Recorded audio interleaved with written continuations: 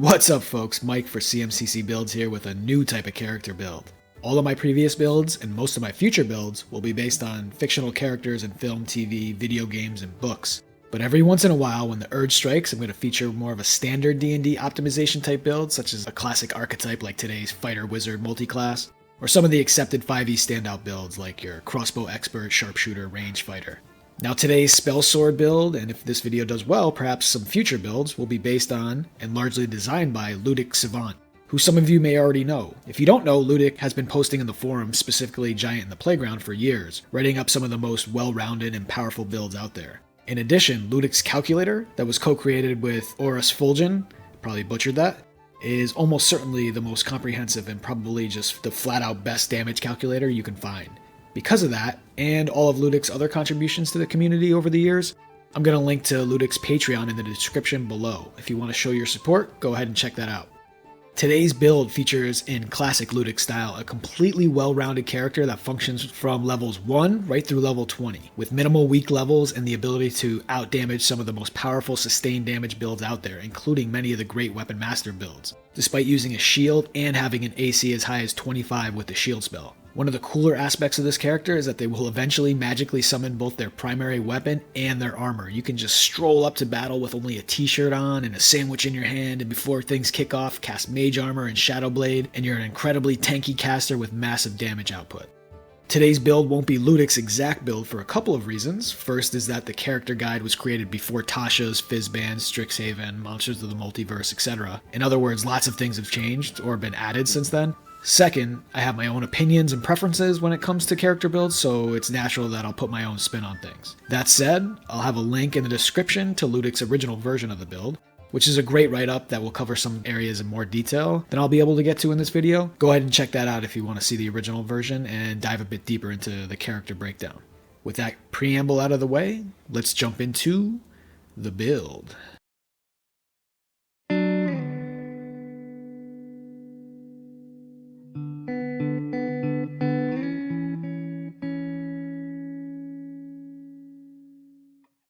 For our race, there are a lot of good options. The usual suspects will work well, variant human and custom lineage, but here Ludic suggests the Shatterkai elf, which has since seen a pretty huge buff with the release of Monsters of the Multiverse. So why Shatterkai? Well, first, they're an elf, so they start with the base elf chassis, dark vision, charm resistance, the perception skill, trance for 4-hour-long rests, and access to elf-only feats like elven accuracy, which is huge when you have a regular way of getting advantage on attacks. You probably guessed that the primary weapon we'll use is Shadow Blade, which provides advantage in dim light or darkness, so dark vision is obviously very important. That means in this game, you're likely getting advantage quite a bit. Turning that into super advantage ensures that you're hitting the vast majority of the time, driving up your DPR numbers. On top of that, Shatterkai get a bonus action, non-spell teleport, that used to be once per long rest. Wizards of the Coast decided to change that to proficiency times per long rest, which is a massive upgrade. Oh, and in addition to that already great ability, teleporting gives you resistance to all damage until the start of your next turn, which makes this ability fantastic. And they also get necrotic resistance, which is one of the better resistances to have in the game. For your ability scores, you have two options depending on the wizard subclass you decide to take. There is a strong argument to take Bladesinger, which pairs really well with the Eldritch Knight and fighters in general, especially as a dip or a small investment. If you're going to be primarily a Bladesinger instead of a fighter, you'll probably want to just go straight wizard at that point. Check out Treant Monk's recent video on the Bladesinger for more details on that subject.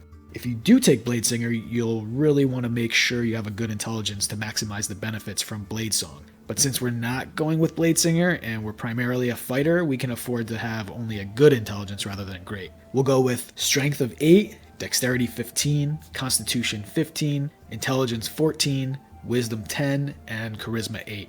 Take a +2 in Dexterity and a +1 in Constitution, getting a 17 and 16 in those stats respectively.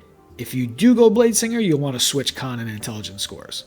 For your background, if you can get away with the Demir Ravnica background to get the Pass Without a Trace spell, that's a strong option with your high dex score. I'm going to assume most DMs won't allow those backgrounds, so take whatever background works for your story and the character you want. All the dex and intelligence-based skills are obvious selections. With your equipment, you'll want a rapier and whatever medium armor you can get. Fighters start with leather armor or chainmail, so use the gold buy option to get scale mail and eventually a breastplate. Unfortunately, you're not going into battle naked until you have some spells and maxed out dexterity to support that. With the starting class, we're going fighter. We'll jump right to level 2. We get proficiency in martial weapons, heavy armor, and shields. Again, you'll use medium armor and a shield for the time being, along with a rapier. For the proficiencies, take whichever work for you. With the fighting style, you'll want dueling to get a +2 bonus to damage rolls with a single-handed weapon. You also get second wind for a bonus action heal, which will scale with all of your fighter levels, but it won't scale that well as it's only a 1d10 plus fighter level. And at level 2, you get Action Surge, of course, which gives you an extra action once per short rest. At level 3, you get your Martial Archetype. Take Eldritch Knight, this gives Spellcasting and Weapon Bond. Weapon Bond allows you to summon a weapon as a bonus action on your turn, causing it to teleport instantly to your hand. You also can't be disarmed of that weapon. This is the thematic beginning of summoning weapons on the battlefield. EKs get 2 cantrips and 3 spells known at this level. 2 of those spells need to be from the Abjuration or Evocation schools, but the third can be from any school. For the cantrips, you'll definitely want Booming Blade, which is a direct upgrade to the basic attacks you're making with your rapier. With the other cantrip, it's a good idea to get something with utility like Minor Illusion. Shape Water or Mold Earth are both quality cantrips with a multitude of uses in and out of combat. For level 1 spells, Shield is a must-have. Absorb Elements is also a very strong defensive spell, but it tends to be more effective at higher levels, I find, when you're facing more damage from elemental sources. Mage Armor may be tempting, but don't take this spell until your dex is high enough to make it work, which depends on the armor you wear. If you have half plate at this point, then you'll want to wait for Mage Armor until you max out Dexterity. And with the final spell, Find Familiar is a must-have at this point. Familiars are incredible for utility purposes, but also can be great for combat efficacy. The ability to grant advantage with the help action is an upgrade to your DPR at any level, but especially early when you have only one attack. Some other viable options are spells like Protection from Good and Evil and Thunderwave. At level 4, you get an ASIR feat. Here we could take a half feat to round off Dexterity, but Warcaster makes for the more optimal pick. With a shield and a weapon, casting spells without this feat becomes a problem. Warcaster makes components a non-issue, while making your concentration ironclad. Don't forget you have proficiency in Constitution saving throws already, along with your +3 modifier, so advantage on concentration checks on top of that means you should have no issue rolling into melee while concentrating on a spell.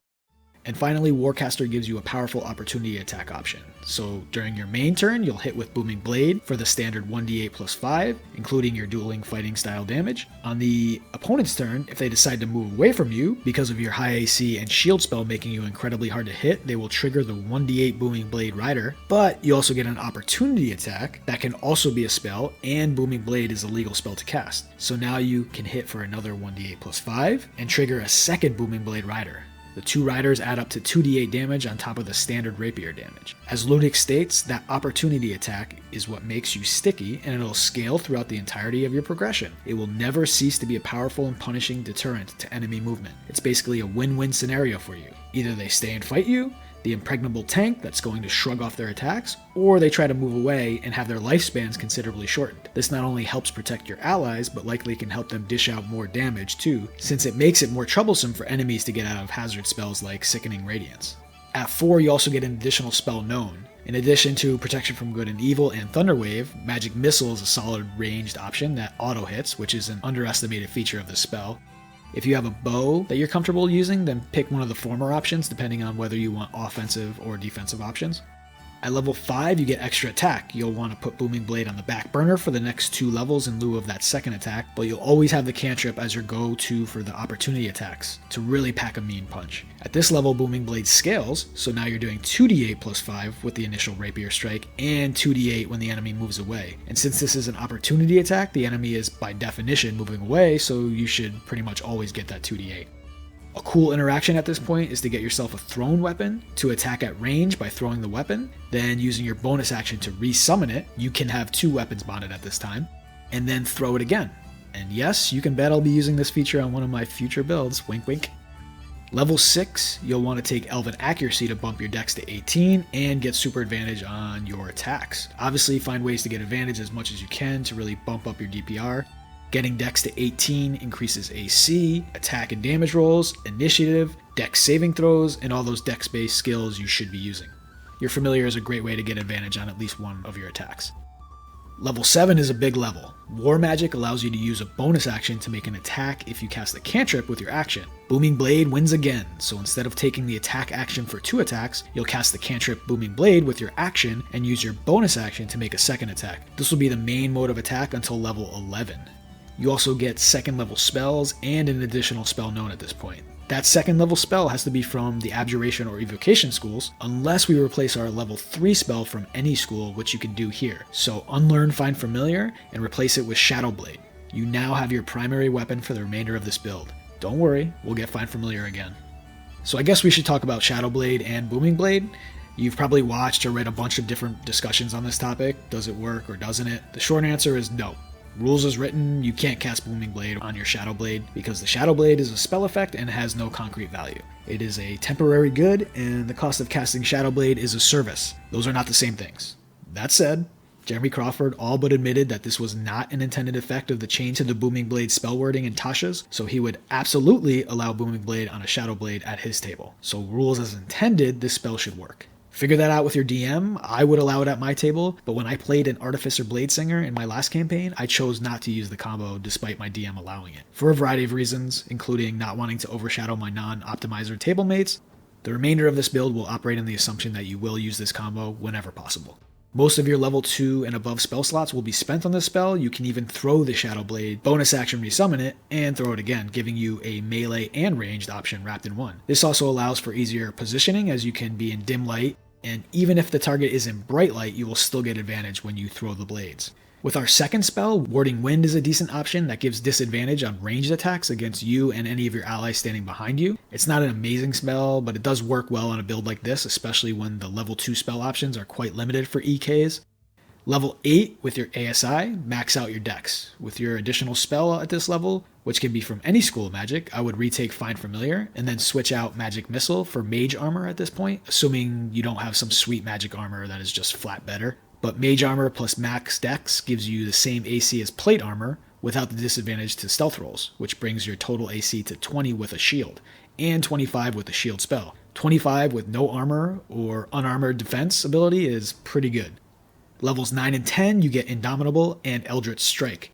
Indomitable lets you re-roll a saving throw once per long rest, more insurance on your concentration checks. This is the definition of Ironclad concentration. Warcaster, proficiency, a +3 modifier, and a reroll option. Eldritch Strike imposes disadvantage on a creature's next saving throw until the end of your next turn when you hit them with a weapon attack. Here we also get another cantrip and spell known. Take something like Chill Touch for a ranged spell option, and at this level, Protection from Evil and Good is a solid option and doesn't eat up those second level slots that we need for Shadow Blade. At level 11, you get a third attack. 3 attacks is really good. When your weapon does 2d8 plus 7 per hit, it's really good.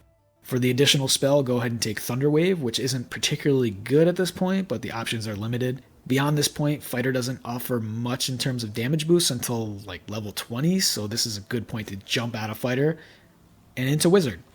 Levels 12 through 13, you'll want to go with Wizard for both levels. This is where you have a decision to make. If you want to go Bladesinger with your subclass, then make sure you put more into Intelligence to really reap the benefits of that Bladesong feature, like we talked about before.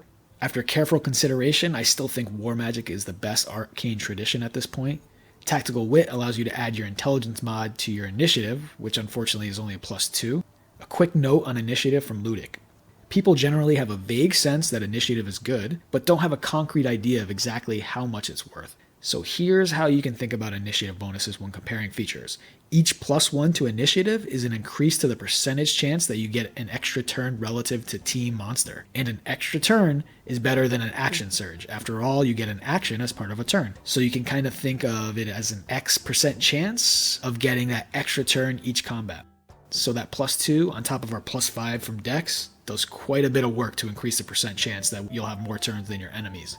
Then you also get Arcane Deflection, which gives you a +2 bonus to AC or a +4 bonus to saving throws, or a +4 bonus to a saving throw as a reaction with no limit on uses. As an elf, you have advantage on charm spells. As a fighter, you have Indomitable to reroll any saving throw, and now Arcane Deflection allows for a +4 on top of that. The downside is that you can only cast a cantrip next turn, which won't matter much to us because we're almost certainly going to be attacking 3 times instead anyway. With your spells, take rituals. Lots of rituals with spells that provide good utility. Make sure that you're choosing spells that provide value without relying heavily on attack rolls or save DCs because this character only has an intelligence of 14. For cantrips, I would take Control Flames, Mold Earth, and Shape Water. I don't want to get into why those spells are good in this video, but they provide a ton of options and flexibility for the caster both in and out of combat, which is exactly what you should be looking for with a cantrip at this level. For the spells known, we have 8 we can add to our spellbook and 4 we can prepare. Find Familiar is a must grab, and now it can be cast with no spell slots, which is great. Comprehend Language, Detect Magic, Floating Disc are all quality rituals that won't use spell slots. Featherfall, Fog Cloud, Long Strider, and Silvery Barbs will take up the 4 preparation slots. My level 1 spells will almost always be Shield and Silvery Barbs at this point, but Featherfall and Fog Cloud can be very useful in those situations where you need them. At level 14, go back into Fighter to grab the ASI feat that's right there. There are a ton of good options. If you want to go with an intelligence-based half feat, I wouldn't fault you. Fey Touch, Telekinetic, or Gift of the Gem Dragon are all fun options. But here we should probably shore up some of our defenses with something like Lucky, or my recommendation, Resilient Wisdom. Yes, that gives us an odd wisdom score, but having a strong wisdom save is incredibly important, especially at higher levels, and this gives us quite the bump. If the odd score bothers you, go ahead and take a half feat with your next feat. Since you already have Find Familiar in your spellbook, you should take this opportunity to trade it out for any other spell on the EK list that you'd like. I like Misty Step and Mirror Image as good non-intelligence based spells that provide value in tier 3 and 4. I like Mirror Image a touch better because we already have a ton of bonus action teleports that are even better than Misty Step because they provide damage resistance, and Mirror Image works really well on dex based characters since the duplicate's AC is based on your dexterity. I'm going to jump right up to level 20 at this point, take Wizard all the way to 8, which provides 2 ASI or feats, and keeps increasing spell slots for more powerful and frequent Shadow Blades. This allows your damage to continue to scale upwards despite not taking any additional levels in a martial class. By level 20, Arcane Recovery allows for up to 4 levels of spell slots to be recovered, and you'll have a nice array of spells in your utility belt, hint hint for my next build, to help deal with any situation that may arise. For the final 2 ASI or feats, I would go with Alert and Lucky. Both of these ensure that you will win initiative every single combat, which means additional turns for you. Alert also has a quality synergy with Fog Cloud if you ever need to cast that spell, and Lucky of course makes failing saving throws incredibly unlikely when combined with Arcane Deflection's +4 and Indomitable. You get 4 spells in your spellbook for each of level 2, 3, and 4 spells. My suggestions would be with your level 2 spells, learn Invisibility, Misty Step, Pyrotechnics, and Vortex Warp. All these spells provide good utility, quality combat options, and all with minimal reliance on your intelligence score. Level 3 spells, you're going to want Counterspell, it's a must grab at this level. Dispel Magic is another great spell. Phantom Steed is a ritual spell that can do some really great things for your mobility. You can once again check out Treant Monk's recent video on the topic if you want to dive deeper into that spell. And Thunderstep to kind of combine your Misty Step and Vortex Warp spells, so you can move yourself and an ally. I would leave spells like Fireball or Hypnotic Pattern for the straight class wizards or other spellcasters that can make better use of them. And with your final spells, the big level 4 ones, I'd take Dimension Door for an even better teleportation option. Fire Shield is a quality concentration free defensive option that also deals out some damage to those that wish to engage in melee with you. Greater Invisibility is a strong alternative to Shadow Blade, likely when you're in bright light. And finally, Banishment is another concentration option that is a save or suck, but pairs well with Eldritch Strike to give them disadvantage on their save. Be sure to upcast this spell when available to potentially hit more than one target. So there you have it, a melee character that can pretty much do it all. Great defense with a 20 AC and options to get that to 22 or 25, along with necrotic resistance all the time, absorb elements for elemental resistance, and resistance to all damage up to 6 times per day at tier 4.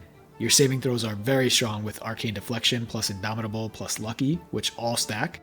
You have Unbreakable Concentration with Proficiency in Con saves, a 16 Constitution, and Warcaster by level 4, and the aforementioned saving throw abilities later in your career. Add to that the ability to cut down damage through your various resistances, which further helps that saving throw. You can teleport around the battlefield for incredible movement options through your racial ability or spells later in your career, which means no one is getting away from you or locking you down. Spells like Booming Blade and Warcaster's Opportunity Attack help to lock down enemies, providing elements of control to the battlefield. A sky-high initiative means you're going first and getting extra turns quite often throughout your career. And your high dex and wide-ranging spells provides tons of stealth, scouting, and all-around utility options for you and your party. Oh, and we can't forget the massive damage this build can dish out, which is the primary function of the build. Your damage starts high and continues to scale as you add more attacks, more spell slots, and higher spellcasting options for Shadow Blade. And when Shadowblade fails or isn't an option, you have other good choices like greater invisibility to make sure you're never ineffective in combat.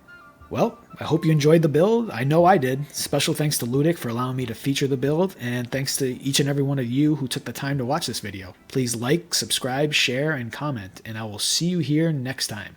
Thanks, folks.